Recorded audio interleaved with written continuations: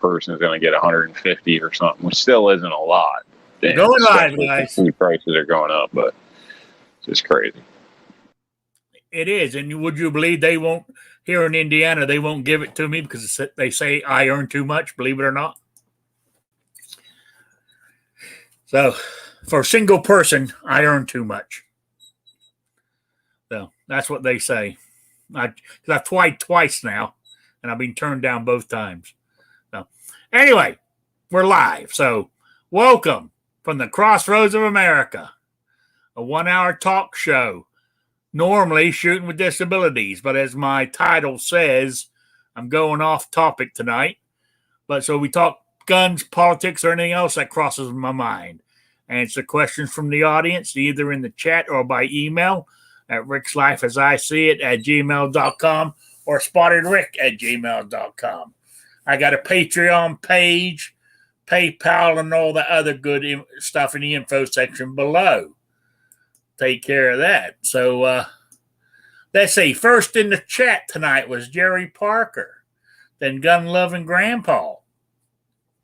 Patriot in the Dark is in the house in the chat there. Raphael's here. You know, they're all starting to come in now. So I'll introduce my panel while we're waiting for more people to show up. We got the one and only Squib Load. Good evening. Yeah. All right, sorry. My cat's doing something. I wonder what he was up to. All right, then we got New York Outcast. Hello, everybody. Thanks for joining us. Hopefully you're having a decent day and continue to have a good evening. Thanks for having me, Rick. No problem. Then we got Jason Stewart. Hi, Rick. Hi, Squib. Hi, Rob. Good to see y'all. Glad to spend a little time with you this evening. Oh, yes. All right. Then we got, Midnight Range has joined us in the chat. So is John Z. So, yeah. Now, as I said, I'm going off topic. But if anybody does have something they want to talk about with shooting with disabilities, they can always go there. You know, I don't have a problem.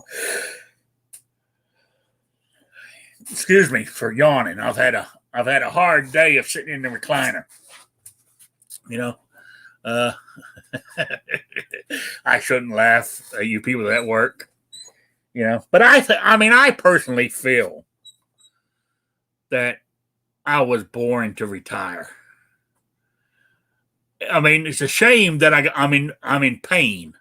Otherwise, this would be a sweet number. It really would. But you know, but I do miss the money that I was earning. I must admit. It's people like you, Rick. People like you. It's been hard to drop down to this, you know, this income. But money's not everything, you know, except when you want something. I think if I could get any vacation time, I'd probably fall over dead from shock. Yeah. I think somebody better check New York Outcast. When you said money's not everything, I'm pretty sure he went into cardiac arrest. Yeah. The defibrillator worked. I'm back. Yeah. I used to have lots of money, but then I traded it for lots of stuff. Yeah. Yeah. Well, that's a tough call. You got to think about it like this. Some people say they'd rather have stuff than do things. And some people say they'd rather do things than have stuff. And then some people find a balance between the two. I think that if you take time off work, you have the potential to lose money or not get paid as much, or however you want to look at it. There's different ways to look at it. But that time, maybe for some people, they can't put a price on that time. Other people don't care if they take a trip, don't care if they spend time with friends and family and stuff like that. They want to be surrounded by stuff, which there's nothing wrong with that. If you've worked hard to earn it, hey, do it. It's your money. Do what you want. Sometimes you have to make a choice. Do I want to go on vacation and have some memories?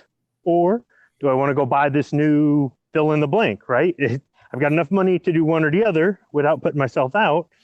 I can only do one. I've got to make a choice. And then I mean, I know some people don't get paid vacation, which that's a deal breaker for me with a job, but for other people, it's not.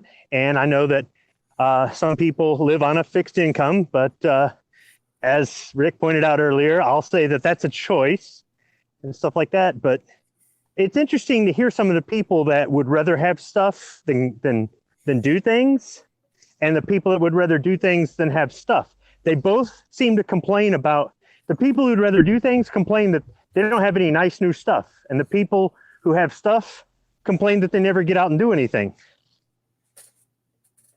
Yeah, that sounds about right. You know? Okay. Since nobody brought up a topic on shooting with disabilities, you know, I'm going to go to the elephant in the room. As my title says, you know, Saigon 2.0. Being the ex-Marine, what do you make of it, Squib? Are you sure you're talking to me? Because there are no ex-Marines. Once you're a Marine, you're always a Marine. Sorry, yes, I did word that wrong. I did word that wrong. I do apologize. Don't apologize. It's a sign of weakness. Well, we can debate that one at a later date. But anyway, back to my thing. What's your input on this? Yeah, it's kind of April 1975 all over again, which I would like to correct something I heard in another live show where somebody said that Richard Nixon was impeached because Saigon fell. Richard Nixon was impeached years before Saigon fell. And it's just like, okay, know your history before you talk about it. Somebody also said Saigon fell in 1973. It was 1975. We signed the Paris Peace Treaty with the North Vietnamese, and in that we agreed to phase out our people from Vietnam, get out of Vietnam. We kept training the South Vietnamese. We left them equipment. We were financially backing them. At a certain point, Congress decided, no, we ain't giving them money no more. That was a big mistake. Because once they didn't have funding, and then don't get me wrong, the South Vietnamese government was corrupt, okay? But at least they were on our side. So we have plenty of corrupt allies all across the world. But sometimes it's, keep your friends closer and all that garbage, right? So anyhow, because we weren't fighting the war for them, because we weren't financially backing them, they literally fell apart. And when the North Vietnamese came in, they didn't come in with the Viet Cong and use guerrilla terrorist type tactics and things like that. They came in with the regular North Vietnamese army with Soviet equipment and Soviet training and regular military maneuvers. None of this sneaking around in tunnels and crap. It was like a real conventional war. And the South Vietnamese just capitulated. And it was an entire mess. It was an entire disaster. Do you look at that and do you say every American who died up to that last day? Because on the last day America was in Saigon, 2 Marines died. So, or it was one or two, or one was wounded and one died, or 2 died. They were at a guard shack at an airbase. So they're listed as the last 2 casualties of the war. You can argue Agent Orange and you can argue the Maguire's incident afterward and all that as being part of the war. But officially, those 2 were the last American casualties of the war. And you could say, did every American who died in that war, in that conflict, in that police action, whatever the hell you want to label it as, did they die for nothing? Or was it better to get out and let these people fight their own fight? And if they fall apart, to hell with it. I don't know. It just depends on your perspective. And I see all of that all over again with Afghanistan. 20 years of being over there pretty much, and 20 years of loss. 20 years, not just in the American lives that were lost, which is the most important thing, but we really didn't gain an ally out of this. We really didn't stabilize the region out of this. It cost us billions of dollars that really didn't benefit a whole lot of people. And in the end, now we've got this, the same exact thing. Did all of those American lives lost over the 20, did they die in vain? Or Was it better to pull out after 20 years and not lose another American? It depends on your perspective. One way or the other, whether they served in Vietnam or they served in Afghanistan, our American service people, the people that made it and the people that didn't make it, the people that came home with scars that they're going to have for the rest of their life, you know, the people that are in a cemetery somewhere and the people that are walking around right now, they're all our heroes. They're all people that we should respect for what they did. You don't have to, you can say that, you know, it was wrong for us to go into Afghanistan or wrong for us to go into Vietnam. That's our government versus their government. That's politicians. That is not the fault of the people who served in the conflict, whether they volunteered out of patriotism or for whatever reason, or they were drafted in some cases. And I think that you need to look at them as people, people who were in a bad situation, but they did it for their country. And I think people have lost sight of patriotism. I think they've lost sight of what it means to serve in the military, what it means to stand up and not only defend your country and its interests abroad, but to try to defend freedom across the world. I mean, we're not an imperialist nation where we're taking over countries, but in some ways, despite the fact that people want to be critical about nation building and other things like that, we really would rather have allies all across the globe instead of enemies. Now that we're out of there, that place is just going to fill up with more enemies for us. Yeah, I understand what you're saying, and I agree with you about the military, the people in the military. They should be respected and honored, I think. I mean, could we have got out of this a different way? I personally thought we should have kept up. We should be keeping up air support. You know, when the Taliban started moving down, we should have dropped some bombs on their ass to tell them back up. Because that was the part. Believe it or not, that was part of the original deal that the Trump administration made with them. Was you're not going to do this. If you are, you're going to pay the consequences. But unfortunately, this administration just didn't keep that side of the deal. So, you know, now they're going to be fighting us with our equipment. Now they've got everything. You know, from ammo to goddamn helicopters. You know, shit, if they don't know how to fly them, the Russians or Chinese will teach them. You know, I saw them driving our tanks. Yeah, they got it all. Yeah, and what makes it worse? Think about this, guys. You know, now this is up to time, real time. The Taliban are going from door to door, taking their firearms away from the normal people. I read a report about it today. You know, I mean, okay, the report might be a lie, but I don't think so. You know, I feel for the who I feel bad for is the Afghans. Firearms. Who I feel bad for is all the Afghans that helped us. You know, over there, they've been left to dry, hanging dry, because you know the Taliban's gonna behead them, kill them, beat them up, or whatever.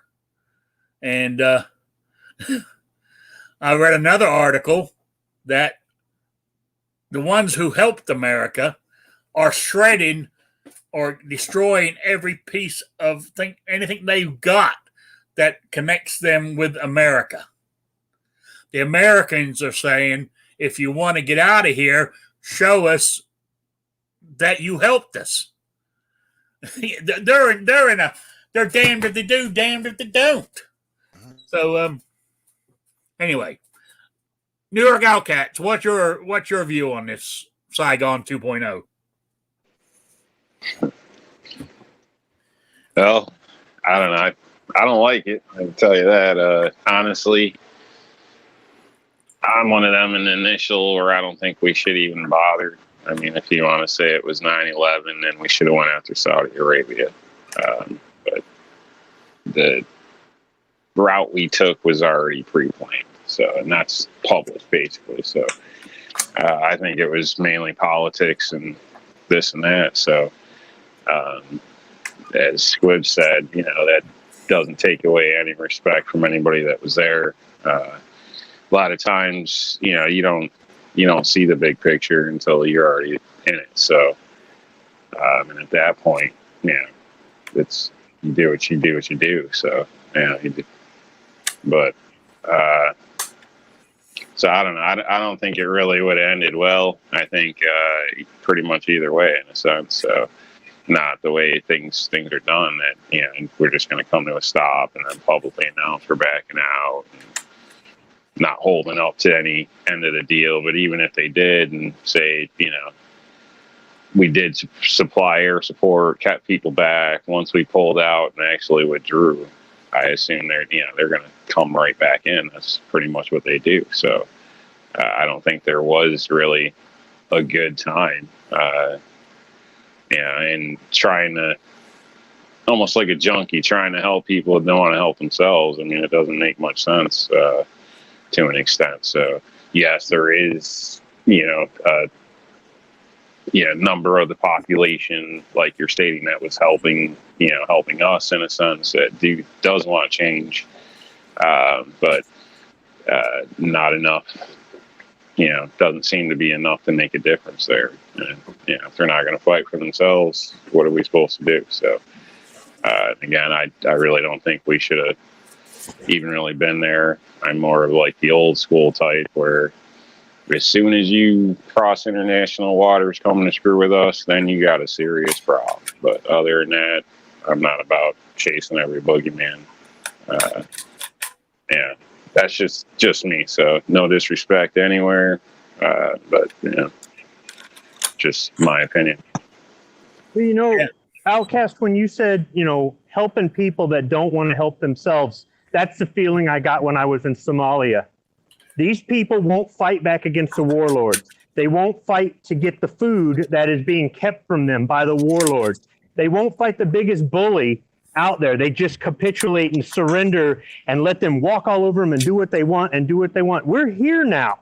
And we're not the only ones that are here now. Now is the time to rise up and to turn these people in, put them in their place, and form a government and try to establish some sort of country with law and standards and things like that. And they just wouldn't do it.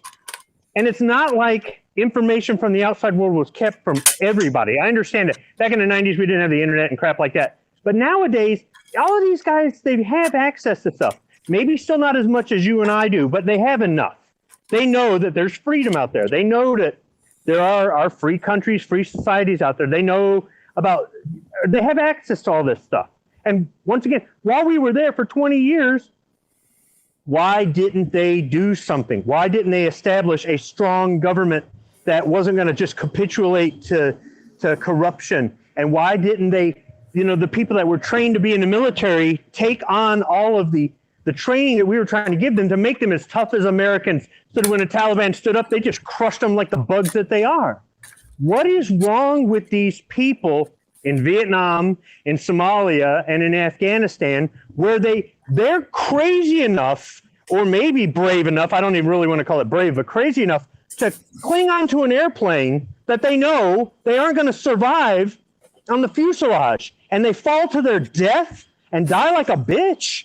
Okay, they could die with a rifle in their hand, standing up to protect their home, to protect their family, to protect their loved ones. But instead, they die falling off of an airplane, trying to desperately flee their shithole country. It just doesn't make any sense. What is wrong with these people in these other countries where, like you said, they won't help themselves? Well, it's because they don't know any other way.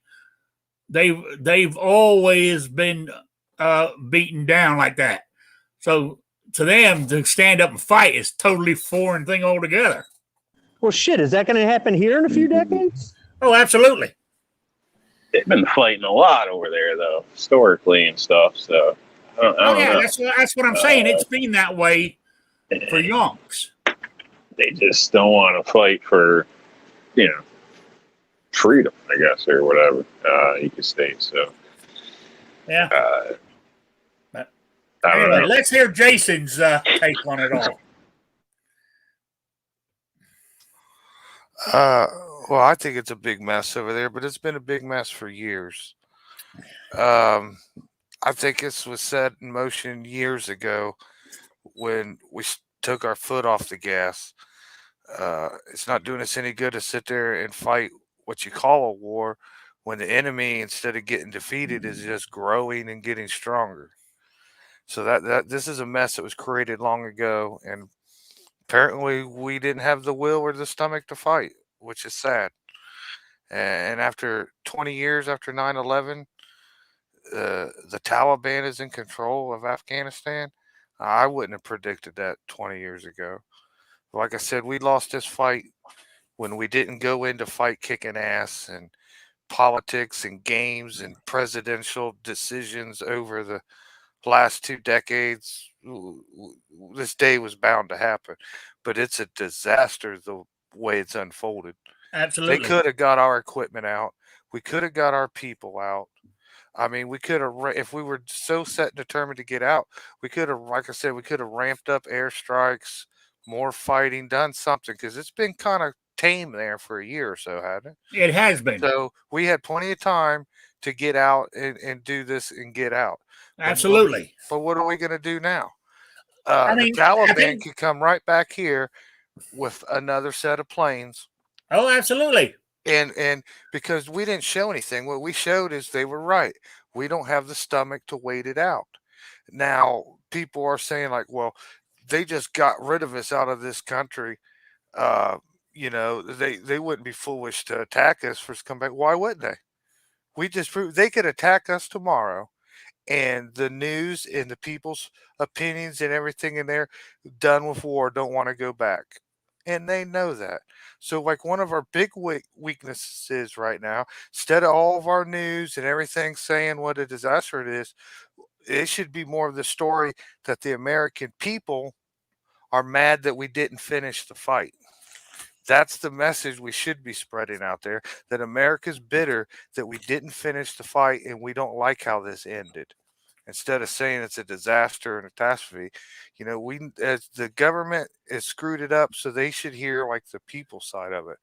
Let them know, if you come back here and do something again, we're willing to go there next time, and it's not going to be easy like it was last time we was here. It should show that they believe the American people don't have the teeth to fight. Well, I think the American people have the teeth to fight. I think it's just the politics and the rulers and the generals up in there that have made this a disaster. And we need to send a message and do something, or we're going to be in another 20-year war against terrorists. Yeah. Well, it's I'm torn about. I mean, the whole thing. I mean, you talked about it. There was a plan to get the do the withdrawal. Yes, the Taliban would have finally taken everything back over. But as you said, if we kept the airstrikes up or threatened them with the airstrikes, we could have got our equipment out. We could have got our people out. We could have got all the people out who helped us, who the Taliban would target out before we pulled out. That's the way it should have gone. But I mean, we're sitting here we're a Monday quarterback here sitting in my recliner. But that's the way I feel it should have gone. Now, I've always said we should be fighting any terrorist war or whatever you say on somebody else's soil. You don't want them fighting on our ground. You're always better off taking it to them than letting them bring it to you. So. All this stuff left behind, I think, is odd, but I would like to assume that was all left, supposed to be in defense of the country there by the Afghan army, which pretty much just left and left it. So I mean, it'd be hard to believe that they're just leaving that equipment just sitting there. So, well, I think it was maybe, left for the Afghan army to use, but when their corrupt president bailed on them, the army just dropped their arms and said, dropped their guns and said, "Hey, I mean, nothing to do with us." You hear he's it's fled with definitely a bunch of money? shame, but I mean, they created the largest base there pretty much has been over there. So they've been trying to decommission that for quite a while now, in a sense, or downsize, to this like extent where even bicycles got to be cut up. Anything with wiring's got to be taken apart. Like all like that, like it's pretty severe. Anything that could be used as a weapon, knives, all that shit gets cut in half, gets chopped up. So it's pretty weird that I don't know. I just find it hard that like I said, like all that was just laying there. So I don't know. Did they contract out Benchmade to destroy all the American equipment? No, no, that's not Benchmade. Then that senile old man comes out this afternoon and talks 15 minutes about COVID vaccine booster shots, and turns around and stumbles off a stage without answering a question. He wouldn't take any questions. A friend of mine just got diagnosed with COVID today. Yeah. He's only 30 years old. Yeah. Diagnosed with COVID and dying from COVID are way different. Yeah. Here's what sucks. He just got married 2 weeks ago and has been on vacation all down like South Carolina, North Carolina places, been shark fishing, museums, amusement parks. He's been having a good old time. And he comes home and was home a day or two, don't feel good, goes to the emergency room, and they tell him he's got COVID. Yeah, I know somebody who got the actually he's in a bad way. He actually got the vaccine, the 2 shots. He caught COVID, and it's hit him big time. He's actually in hospital on a ventilator. But he's got underlying conditions. You know what I'm saying? So I can thank Biden for that one. He's at least contributing to it. I don't know if you guys are aware how many flights a day are getting dispersed around the country, but it's quite a few. So, they got to spread this I don't know the numbers, but damn, they're pushing people crazy from Mexico right now. So, besides what the fiasco we got in Afghanistan, look at the fiasco we got down on the southern border still. Why don't they just deport all of the illegals to Afghanistan? Do what? Take all the illegals and fly them all to Afghanistan. Go, here's your new home. No, what's happening is the Taliban is coming through the southern border. We are going, I don't know when, but we'll have another terrorist attack on this soil. Not a domestic terrorist either. It's like saying one day it's going to rain. Of course we will. Of course we will. Yeah, I think it'll be domestic too, if you would want to break the definition of it down, because look at the shambles of a government we have right now. It wouldn't put it past me one bit for them to stage something. I mean, they just pulled off the biggest scam in world history with COVID and COVID relief packages for the money. They're going to have to come up with something new next time. So for them to fabricate something, weapons of mass destruction or something, these are all little tests that they've used in the past to see what they can get away with. And now that they have control of basically 90% of the news, 100% of the social media, internet news, man, they could do whatever they want. They could come up with any story they want. And blame it on the aliens. Yeah.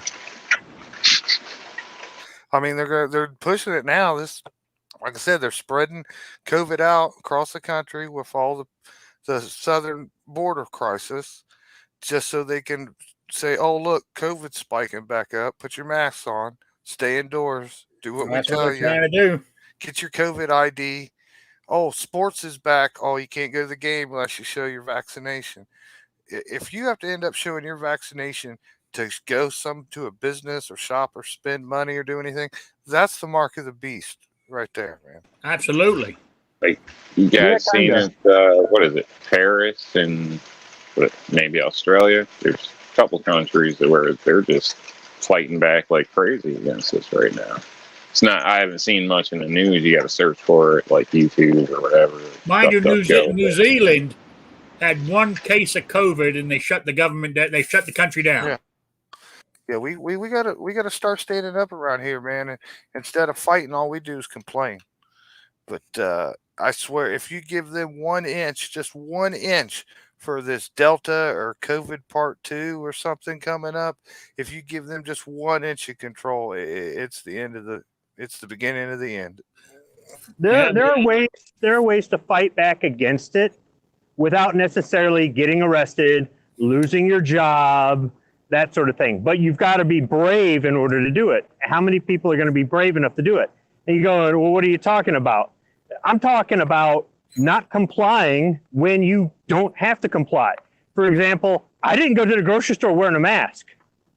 Every now and then there'd be a greeter going, "Sir, put on your mask, sir." But I actually had one chase me until he got tired. And I just walked this fat ass. And, most of the time they would just look the other way or do something else because they got so sick of it. Every now and then I'd have one meet me at the door, say, "You got to put on a mask." I'd look them in the eye and I'd say, "I've got a health condition." And then they'd apologize, make them feel bad. And I know they're doing their job. They're earning a living. Be glad they showed up to work because, well, I mean, so many people were not working when they could have. They had the option. They chose to sit home. But on the other hand, I wasn't going to wear a mask. And every now and then I'd walk past somebody wearing a mask and they'd see I wasn't, and they'd pull theirs off their face. Or somebody would, kind of give me a look. I'd give them a look back, kind of like, "Hey, yeah, you're not wearing your mask either," or whatever. Sure, I'd have the people that would get in my face and say, "Put on your mask. It's not about you." Or the people giving me dirt. I don't care. Fuck those people. What happens if your company says vaccination or no job? They already came out a couple months back and said they're not going to push it. They're not going to ask. They're not going to. They've had free vaccination clinics here where you can come in and get your shot. And I'm sure they were getting a government kickback to do that. And some people went in there and did that. But they already said they're not, because if they did, half the workforce or more would walk off the job. And they know that we would. And if we did, they'd be out of business because they need us. One thing that they learned over this COVID time is how many people are willing to sit home and not work. And now they're spoiled on it, even if they're not getting unemployment. They had problems getting people to come into work, 5 days a week, 40 hours a week, that sort of thing beforehand. Now they really have trouble. And they've got to be careful. If they say, "Well, do it or else you're fired," go ahead, fire me. And I'm still getting bombarded every day with recruiters trying to steal me away from this place to do the same kind of work or other work.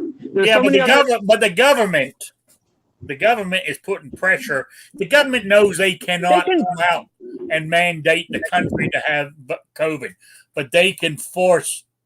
I work for an employer that violates OSHA every single fucking day. Do you think they give a shit about the government who says, "We really encourage you to do this"? Yeah, well, we also really encourage you to follow electrical code or to follow fire code or to follow this safety rule that you can get a $25,000 fine for, and they violate it and they don't care. So what happens if the federal government makes the state take their business license away? That's more overreach. I just don't see it. And if they do, that's not my problem. That's the business's problem. They've got to make their decisions there. All I'm saying is, if it's a decision that's between me and my wife. If I worked at a place where they said you've got to be vaccinated or else you can't work here, it's a decision we'll make. It's not a decision for the government to make. It's not a decision for my employer to make. And I'm not going to play the what if game with something like that because I've already seen what's happened over the past year and a half. I've only worn a mask like at the bank. I'm in there for like 5 minutes, and I'm doing it mostly because the girls that work at the bank are really nice, and some of them are conservative, and they're doing it because they have to, and I'm trying not to make things uncomfortable. I'm not in there for half an hour and all this other spending my money. I'm there to get money from them, right? And I had to wear the mask at the doctor's office because it's a doctor's office, right? And I put it on maybe a couple places here or there, and then right after I got past the door, I pulled it right off my face. If I can do it, other people can do it. Now, I understand if you live someplace like Outcast, where doing that literally means they're going to come, kick your door in and drag you away and you'll never be seen again.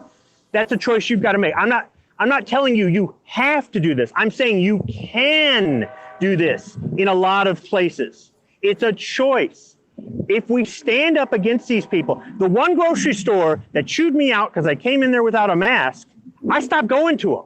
And I went to the other ones that didn't give a shit. You know what I mean? You can take your money elsewhere. And then you're going to go, well, there's only one store. Then drive further. Well, I don't want to. Then you're part of the problem. If you can drive further and go to the store that doesn't make you to wear the mask, and you give them your business, buy more so you don't have to go as often. I don't know what to tell you. I mean, use some brains here. Do some critical thinking and use some brains here. But there are ways to do things if they start to encroach on you. If Florida says mask and California says mask, then go on your vacation to Florida. Duh. I mean, I shouldn't be saying any of this stuff, Rick. This is common sense shit. Yeah, it is. It is. And I understand where you're coming from, but I know I have to say but most of it's bullshit. But there's certain things, like people who live up in the Northeast. Well, leave the Northeast. It's not that easy, not especially if all your family's there. It's very easy to do, Rick. People are just afraid of change. They're afraid.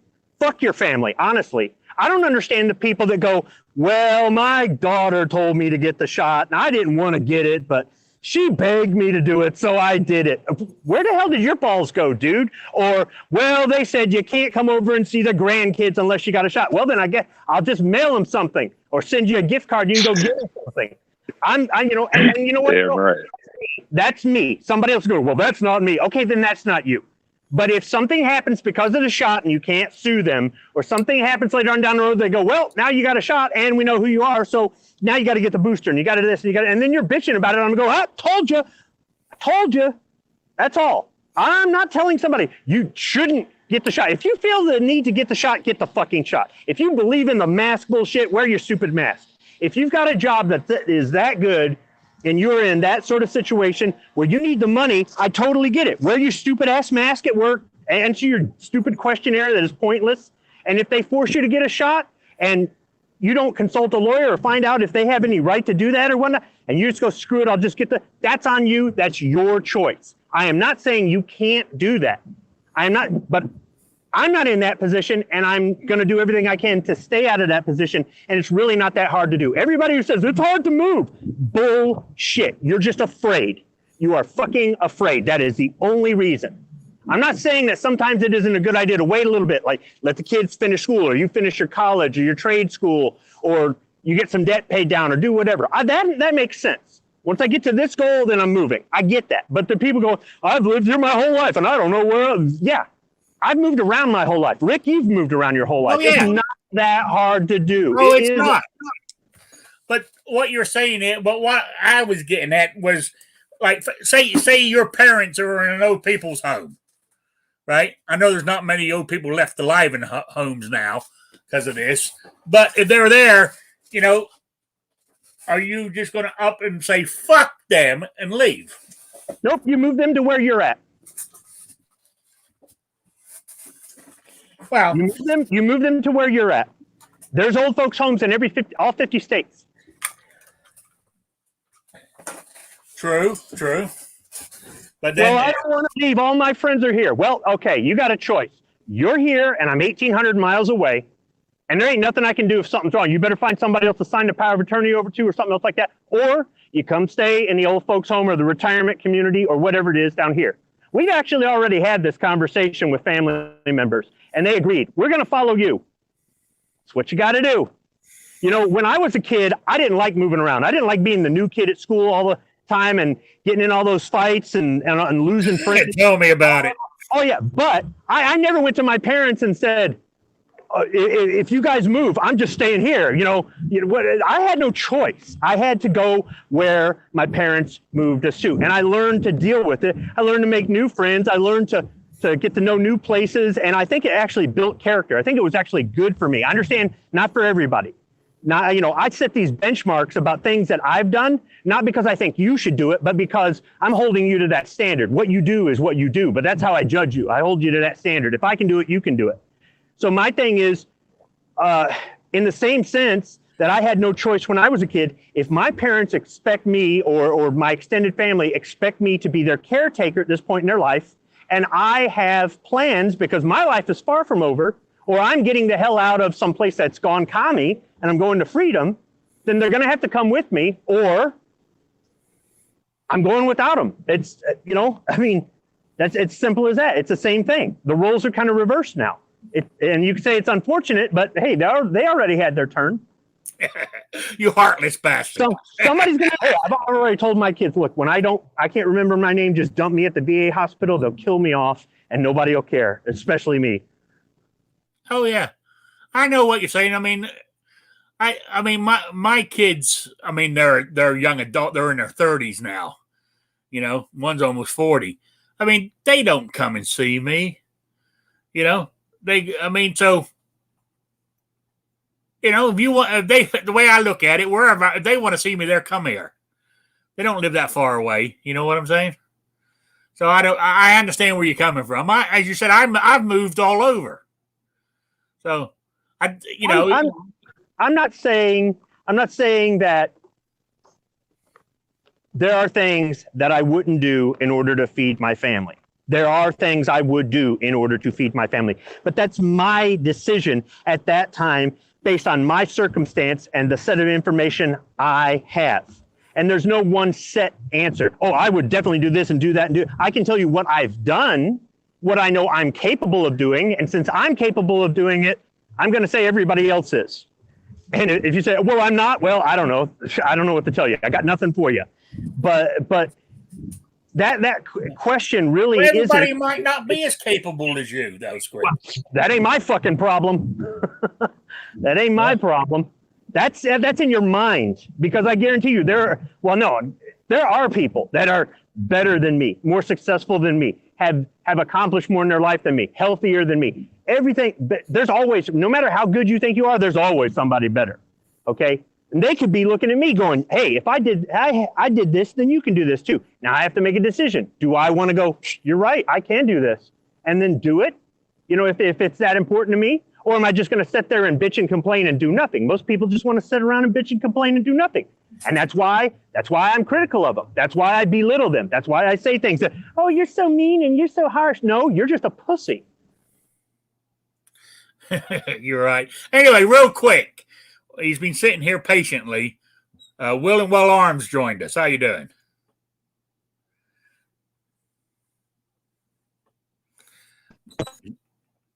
You there? Yep, I'm there. Couldn't unmute myself. Sorry about that. Okay. Yeah, doing good. How are you, Rick? All right. Now, we went off our original, but I'll throw it back on you. You saw the title of my show, right? No, what was the title? We're going off topic, talking about Saigon 2.0. Oh, right. Definitely. Do you have an opinion? Yeah, there was no game plan. I mean, there was no effort whatsoever to make anything happen or do anything correctly. But number one is America comes first. What the fuck is wrong? Sorry about that word. Sorry. But I don't understand why an American president would say everybody being able to leave are equal and we're going to remove VIPs and he had some kind of term. I'm guessing it's for gay people or something. But they're going to remove them all equally, randomly, or something. That made no sense. And then Oh my God! All the data they left a list of everybody. The Taliban's already got a list of all the people that helped Americans. That was a big screw up. Okay, then they left all the sensitive equipment, all the helicopters with all their data, with China and Russia coming in the back door. That's a big screw up. I can't name how bad a screw up is. Not just the human lives there. I could, that's not really on high up on my priority list. But what is on my priority list is 10,000 Americans that are still there. And I bet there's a bunch of English people that are still there, and Australians and New Zealanders and Canadians. He doesn't seem to give a freaking rat's butt about anything except we are the freaking world. I don't get it. I don't get it. It's not that he is, against America first. He's against America. I mean, everything he does is anti-American. I mean, can't have the pipeline here, but good enough over from for Putin to bring oil into Europe and get them dependent on Russian oil. But man, we can't have it here. We can't even use our own oil here. Doesn't make any sense. I know. He asked OPEC to increase production because we need to buy it. What a leech. What a mooch. I mean, he's begging OPEC for oil, and this isn't the first time. He was begging them back in July, the 1st of July again. He is a piece of crap. I mean, I have never seen anybody, if you say, okay, I'm convinced I'm going to do this, well, he made the wrong decision. It's exactly the opposite of what would be the right choice. Whatever he has chosen in his whole career, it would be exact opposite would be the better choice. Oh yeah, his whole 50 years in government has been one total screw up after another. I mean, keep in mind he not voluntarily, but he made propaganda videos when he was captured way back too. So people can say different things about that or whatever. I still think it's kind of shitty. What propaganda videos? Biden. Wasn't he shot down and captured Air Force? No, that was John McClane. Oh, shit. Okay, my bad. It wasn't propaganda. Navy pilot. Oh, yeah.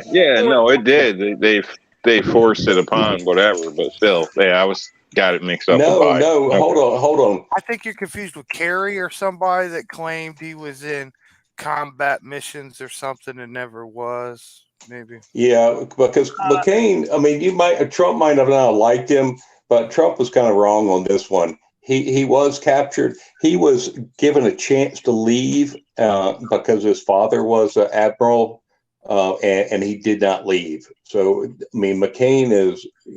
I don't like him politically, but as far as the POW part of his life, he stood tall.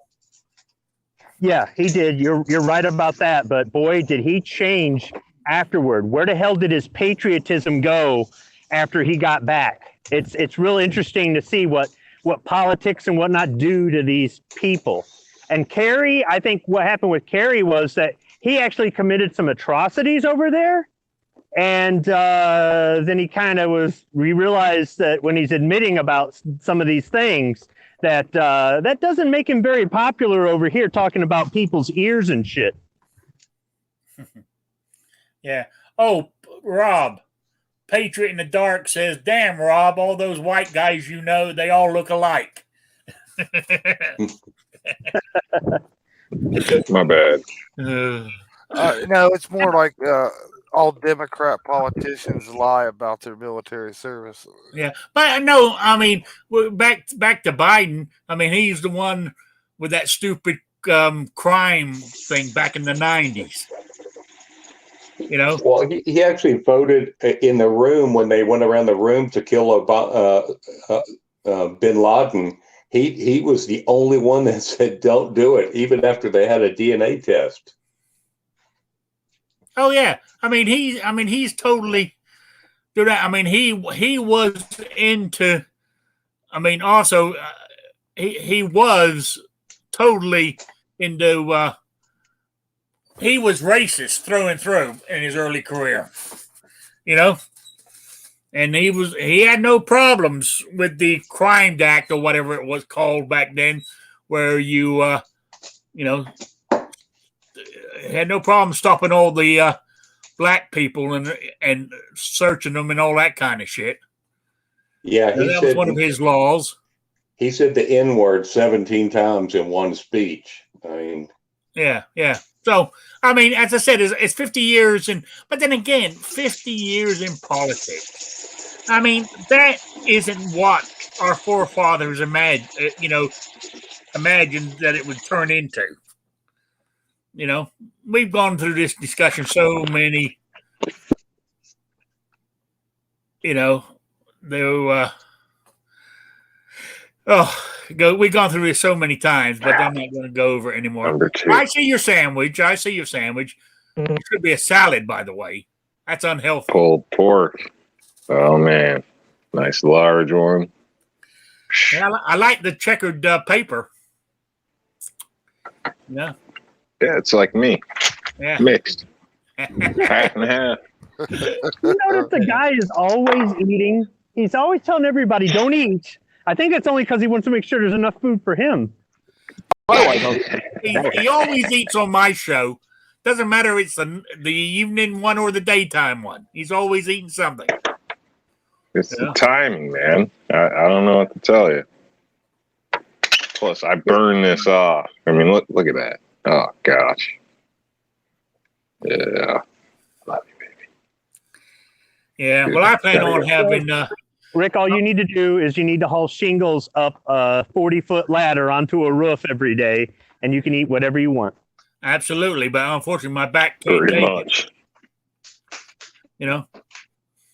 If my... I mean, I say that, I mean, that I like being, not working and shit, but if my back could handle it, I would get a job tomorrow. I really would. I can't sit there. I mean, like I'm sitting here. I can sit here for a couple of hours. Then, I mean, even like when I'm watching TV, resting in my recliner.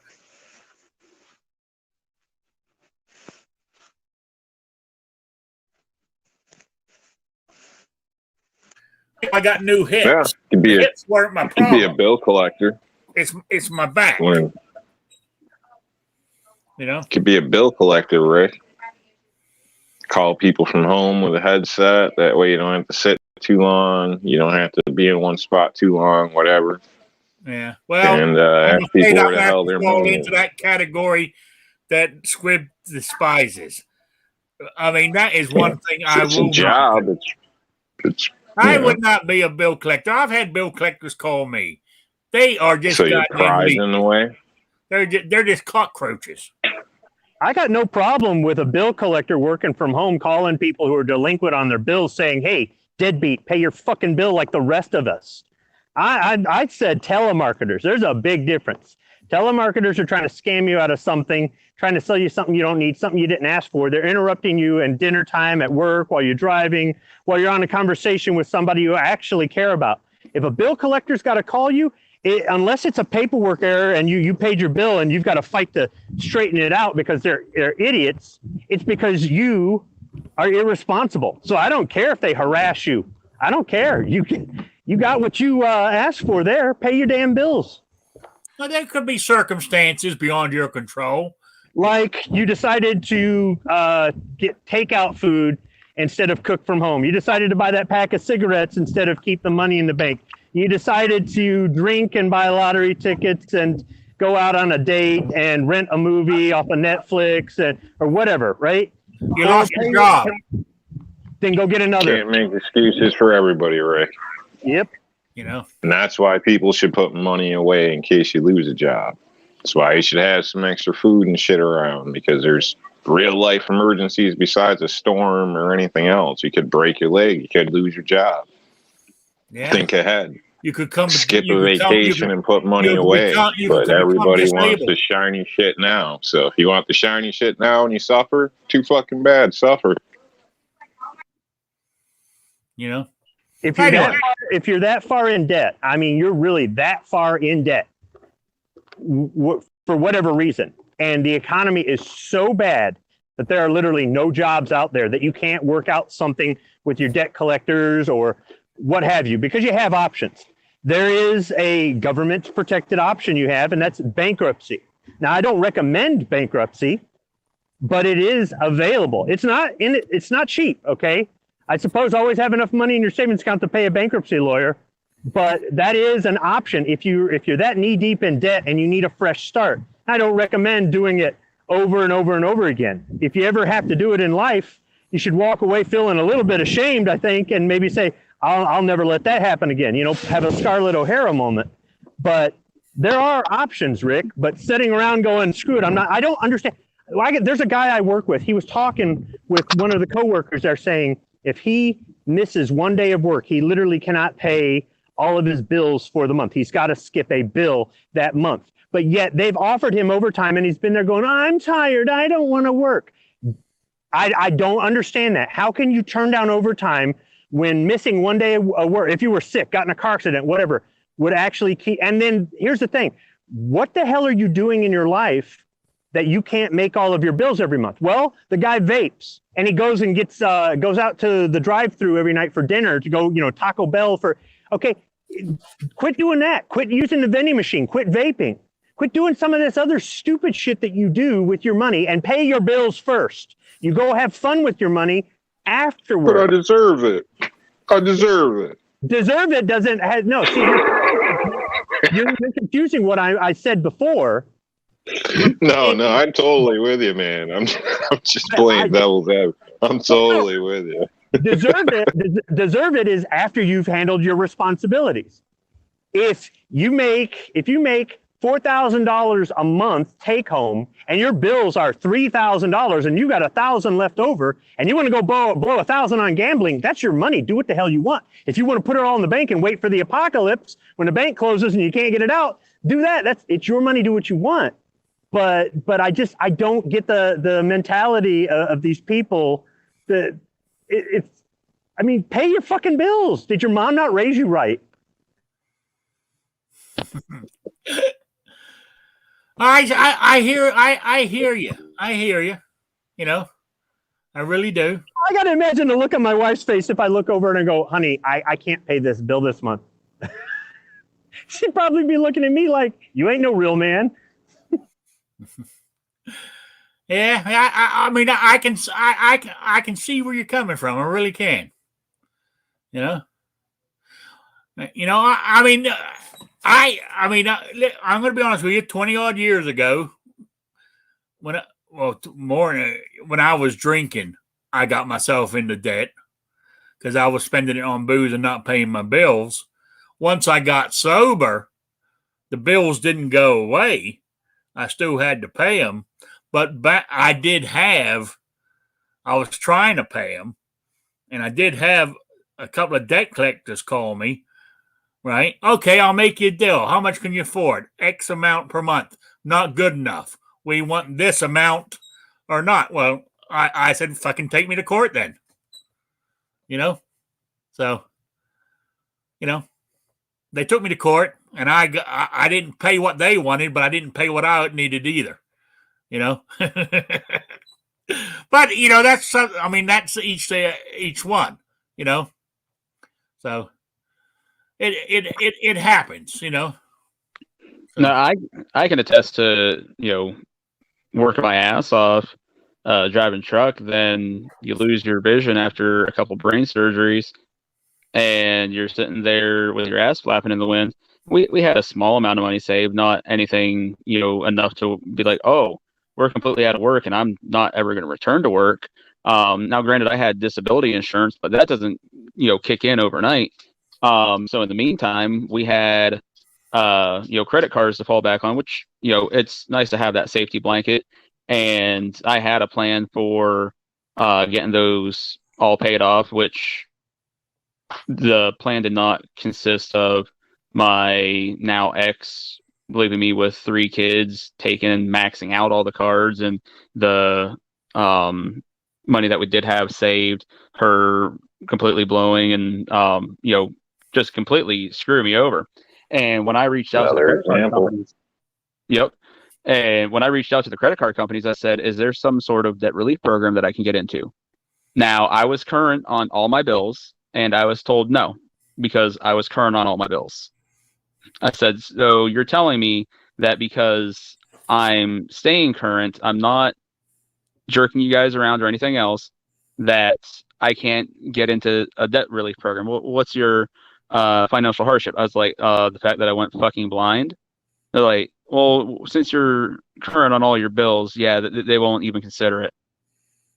So I was like, so at this point, my options are just keep paying you guys for the rest of my life. I was like, because with the interest charges, there's no way I can get ahead here. I was like, or I can just go file bankruptcy and you guys get nothing. I was like, or option 3 is you enter me into a debt relief program where I can get out from under these and I, honor my debt. And they're like, yeah, no, we won't consider the debt relief program because you're current. And I was like, all right, fuck it. So I went bankruptcy route. Yeah. Look, I've had the ex-wife take everything from me and screw over my credit, screw over my finances, run me through the dirt. I've had that happen twice. Not fun. And when I was younger, I've had the whole debt collector thing because, once again, ex-wife took off, left me with all the bills I didn't know about. And there were times where, yeah, these companies were total dicks. They did not want to work with me. And then there were other times where I was able to get them to work with me and without making threats or anything else like that. You got to get creative. And sometimes you actually do have to let it fall behind, which makes no sense to the logical, hardworking person with ethics. And sometimes you're able to work out stuff in advance. Sometimes you're able to come up with a settlement.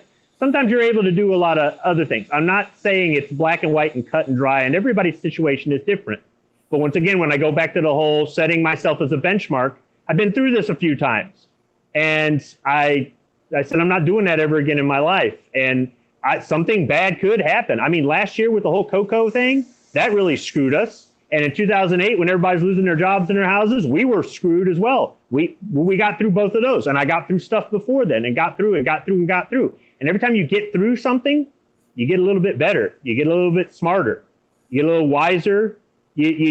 Or you say, screw it, I didn't learn a thing, and you keep making the same mistakes over and over again.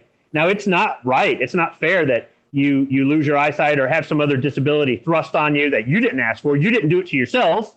It happened to you. But in the same sense, you're still here. So you must have worked through it. You must have somehow or another fought and worked hard and worked through it and made things happen. Or did you just get on YouTube and ask people to give you money because they should feel sorry for you? I mean, what did you do?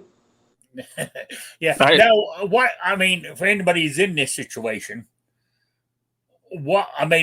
through life experience, it's always better, even though it's scary, it's always better if you fall behind on your bills.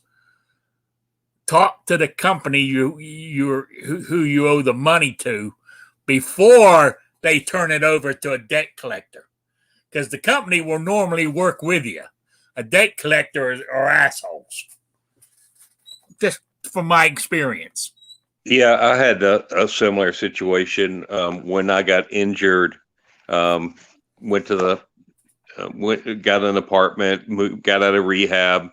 Had a relapse. I had 7 pulmonary embolisms one night. And then when I woke up, my right hand wasn't working because they tied my hand down because I kept pulling out all the tubes. So then I had to go through rehab again for 3 more months. In the whole time I'm paying, $1,100 rent.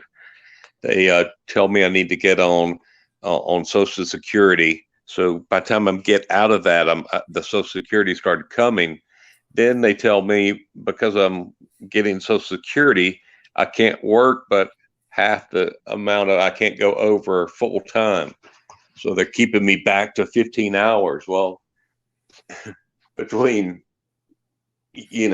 working Social Security and working 15 hours a month or a week, that's not enough to pay your bills, especially when your rent in Atlanta was $1,100 and Social Security was $800. So it kind of sucked. And so I had to make that decision to forego the Social Security, work my ass off, And then the whole time they would not stop those damn checks. So I had to hold those checks.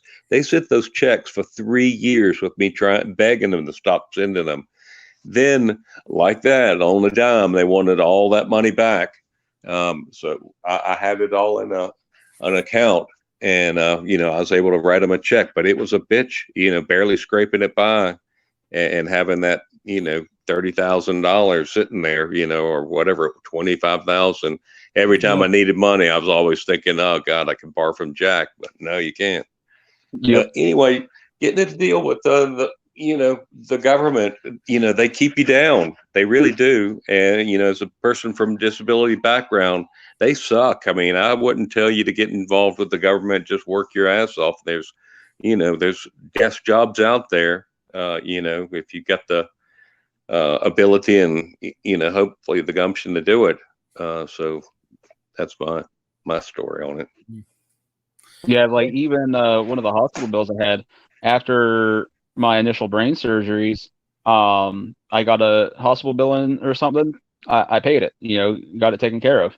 And it was probably like a year later, I got a thing a phone call from a debt collector saying that I owed them $5,000 some dollars. I'm like, for what?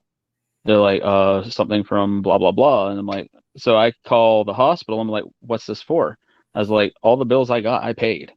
And they say, oh, well, that's from the surgery. That's what the copay was, and that the insurance didn't pay, all this fun jazz. And I'm like, I never got a bill for that. I was like, can you guys take it out of collections? They're like, oh, we'll have to send it to the financial review board, all that. And they're like, we don't know why you didn't get a bill. We sent out multiple notices. I was like, no, I never got it. So the lady looks into it. She looks up the address, and my address is Drive. Well, it went to DT. And I was like, why did it go to DT? I don't ever abbreviate my address. I was like, I write out Drive every time, so somebody on your end abbreviated it in the first place. I was like, but then what the hell does DT stand for? I was like, how's the post office supposed to know if they're sending it to ST, DR, or CT for court? I was like, so how could I have ever gotten that in the first place? And the lady's like, well, I'll send it, you should have got it no matter. I was like, no. I was like, because the post office doesn't know where to send it at that point. So then it was like 2 months later, I still hadn't heard anything. So I call him back, get another lady. She's like, oh yeah, that lady no longer works for us, but I'll make sure I get this taken care of. And I'm talking to her, and she's like, well, not only did they send it to DT, but they got the last number wrong in the numerics on your address as well. I was like, so not only did it not get the right street or drive or anything, I was like, the address itself was entered wrong by somebody. I was like, how the frick was I ever supposed to get this? I was like, then you guys just send it out to collections. Now I'm sitting here saying, please get it out of collections and I will take care of it. And I fought with them for 8 months and got nowhere. Yeah. I know. It's but sometimes it's better to have something to go to collections too. Yeah. Because now I'm going to be honest with you guys, and it more likely Squibble more likely never join my chat again. But when I had my hip operation this past, when was it? Back in January, end of January. My insurance covered most of the bill, honestly, and I got a bill for $600 from the hospital saying that my insurance didn't cover this $600. All right. I called them up and said, what can we do about this? I said, because I explained to them I was on, Social Security disability. They sent me a form to fill out, write down how much I get, what my bills are, and cost of living and all that kind of shit. Send it back to them. I did. I sent it back, and I got a note saying paid in full.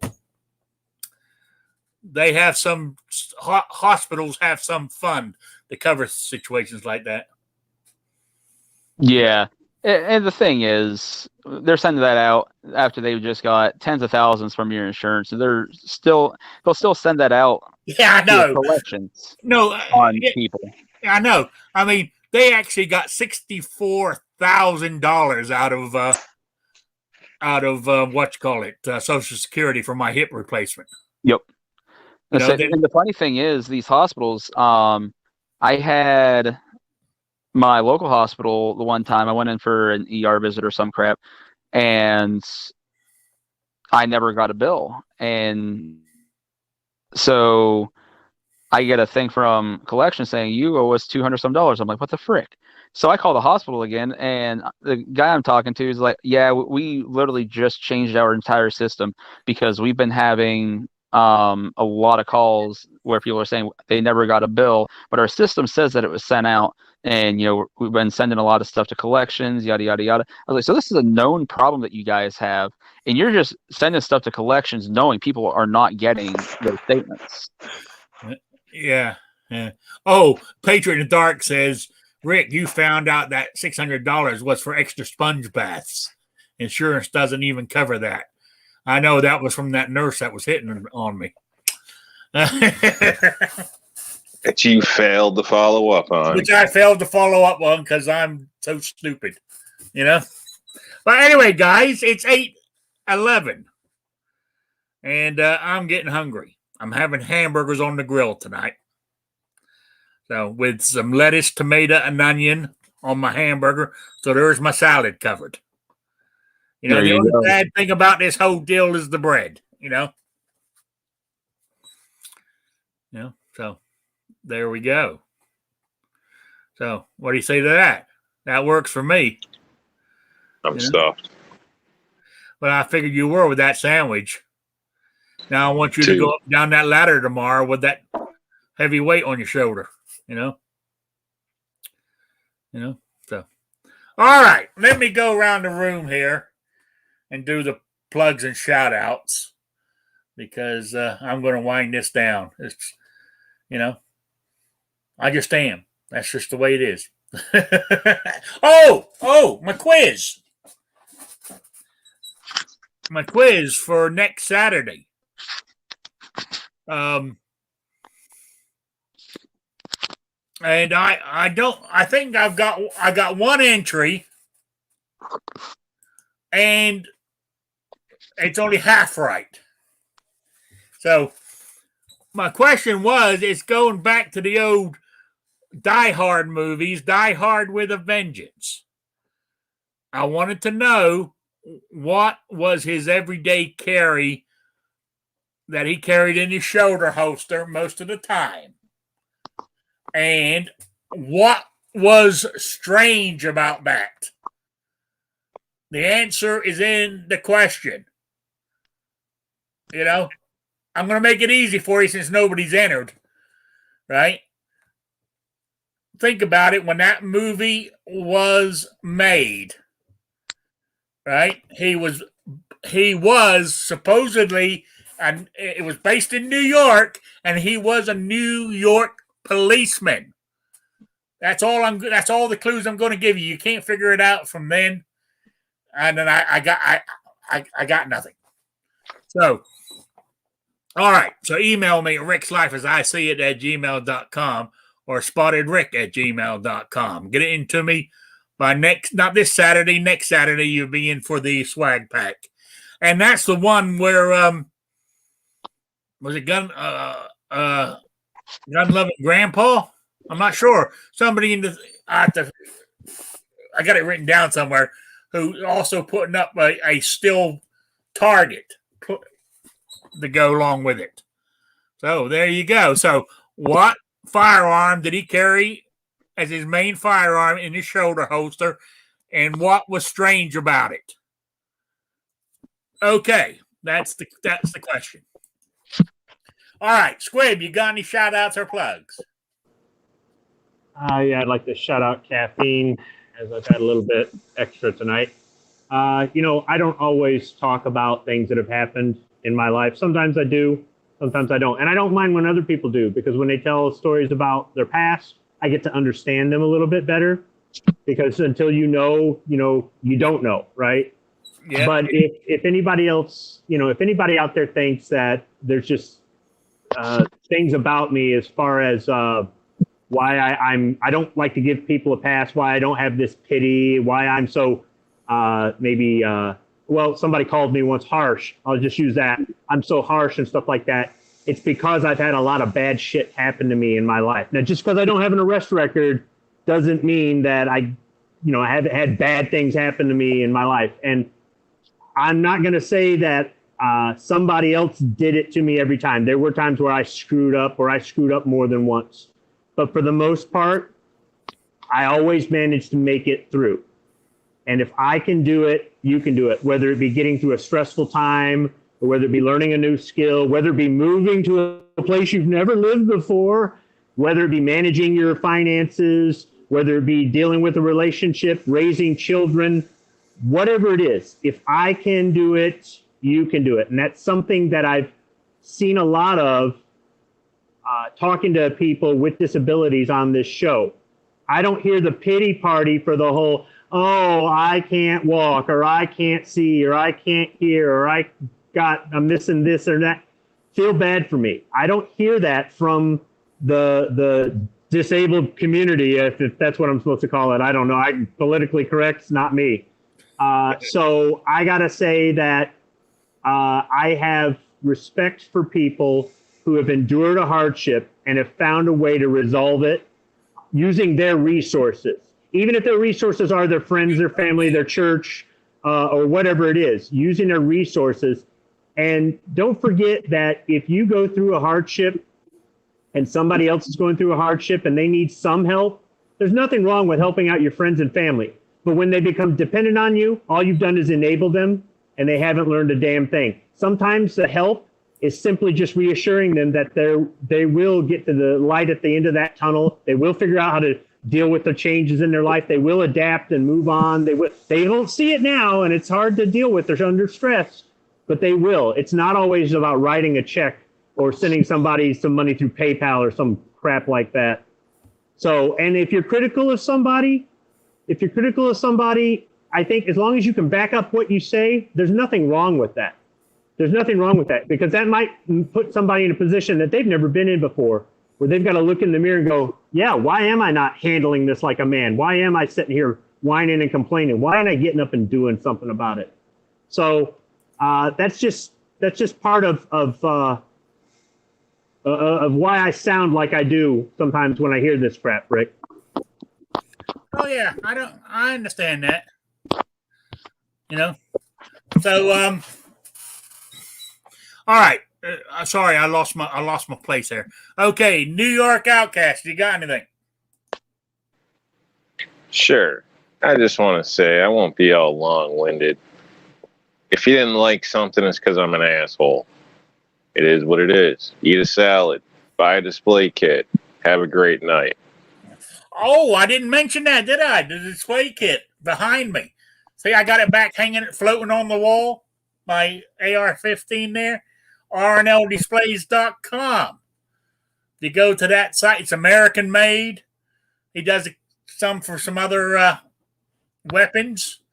But use checkout, put in Rick's Life, and you'll get 15%. Is it 15% off? So there you go. All right. Jason, you got anything? Nah, I ain't got nothing. Just wanted to say thanks for the invite. Good talking to everybody. All right. Appreciate you being here. Willing, well armed. You got anything? Yeah, appreciate you having me, and good show. I missed the very beginning. I apologize for being late. Rather than eat during the show, Rob, I just have dinner at the table with the family, and then I come late. So, different way to handle it. Yeah, my plug would be the website over at Zazzle and Wheeled and Armed as the store is up. So, going over there, and if you want a shirt with the disabled logo, I've got some camouflage ones. Might look like a CNI test, and there's about 40 designs up there, so I should be able to find something you like. Okay. And don't forget, guys, today's the last day you can put in what's the word I'm looking for? Your comments on the change in the definition of what's the word I'm looking for? Firearms and receivers. That yes. Tomorrow's the last day. The 19th at midnight. Yeah. Easter. Yeah, which would be tonight at midnight. No, it's tomorrow night. Today's the 18th, right? So I thought it was at midnight on the 19th. Yeah, it's midnight on the 19th. Yeah, that would be tonight. No. That would be midnight on the 19th. It's tomorrow. The new day starts at midnight. It doesn't start at 0001. Yeah, but that's, Trust me, it will be open that's tomorrow. 12 p.m. a.m. then. Yeah, I guarantee it. It'll be open tomorrow. Yep. And if it's not, I will apologize to you. So, anyway, did I get you well armed on the shouts and plugs? Yeah, you got me. I gave somebody today. They cut me off today. And I was using 3 different email addresses, but I guess they saw it all coming from the same IP address. I put a couple in there again today. I said I wasn't going to, but I went and done it anyway. So, Guns and Barbecue, you got anything? I'd like to just touch on something Squibba had said real quick, about not hearing us, say, woe is me and feeling sorry for ourselves or anything. There's nothing wrong with that. You're going to have those moments. I know I've had plenty of them. Most of the time I just kind of deal with them myself. And, after, maybe a couple hours of sulking, whatever the case is, I just kind of say, all right, time to cowboy up and, get back on with life. Nobody cares. But at the same time, don't be afraid to reach out, talk to somebody or anything like that. Because sometimes that stuff can really build up on you. So definitely no shame. But I do get the gist of what Squib was saying, but just wanted to throw that out there. Then I just had a premiere earlier tonight with Travis P11, PNW Woods, and Charlie Cook of Riding Shotgun with Charlie. So if you didn't catch that, go back, check that out. It was a pretty cool chat. Those guys talking about teacher stuff and two-way. So I really enjoyed hosting that, and hope to do it again in the future. And just make sure to go check everybody out on the panel. I think a good chunk of them might have a Patreon. I think Wheel does. I know Rick does. Obviously, can't really tell who else is here, but go check everybody out. See what they got going on. All right. So there you go. So I got everybody, right? Yep. Who did we lose? Yep. Oh, Will Arm dropped out. Okay. He must have had to go. All right. Anyway, I want to say thank you to everybody for being here tonight. I really do appreciate it. And for all you in the chat, thanks for sticking around.